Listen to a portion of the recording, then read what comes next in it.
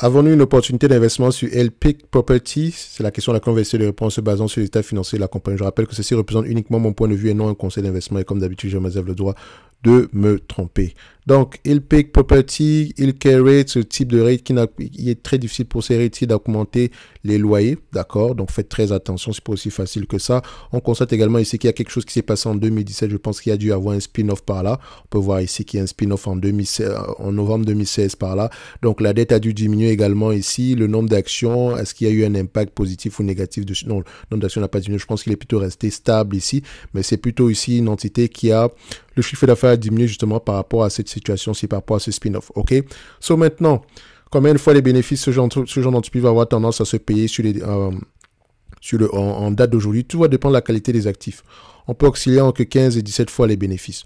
OK? Donc, si je prends celui-ci, réfléchissons en termes de rendement. Actuellement, on me demande de payer 17,41 $ pour une entreprise ici qui pourrait rapporter 1,60 $ d'ici 2025. C'est un business qui est également assez prévisible.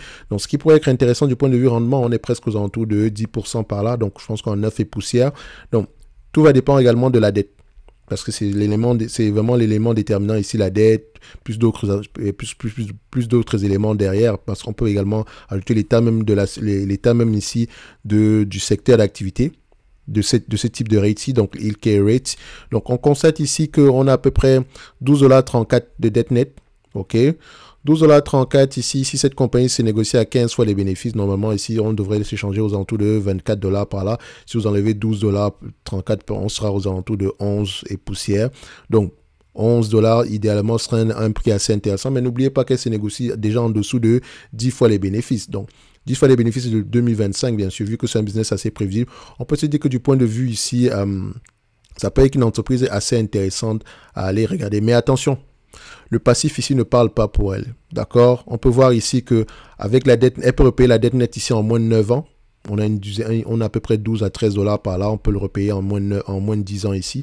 Ça peut être intéressant. Si on prend les l'EBITDA, il y a de fortes chances que les l'EBITDA également soient positifs. Donc, ça va dépendre ici ça va dépendre ici de la santé du marché dans lequel elle exerce en date d'aujourd'hui, les clients, la solvabilité, comment on appelle ça, le type de contrat, le type de dette qu'on a présentement ici. Sinon, du point de vue, si toutes ces conditions-là sont remplies, peut-être du point de vue dividende et performance, ça pourrait être assez intéressant. En tout cas, il faut garder ça en observation. OK?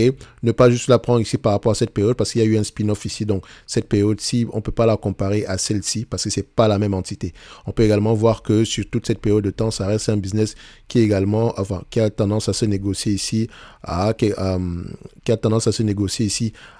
peu près aux alentours de 17 fois les bénéfices en général. OK? On a pris 15 fois ici et quand on fait en termes, comme je l'ai dit, si on réfléchit en termes de rendement, ça pourrait être intéressant à les regarder en profondeur. OK? Donc, on a des questions à poser pour le moment en observation.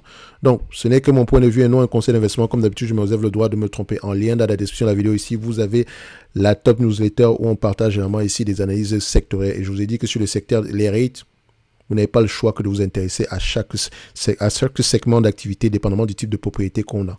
OK? Merci. Un like, un abonnement, un commentaire, ça fait toujours plaisir. Merci.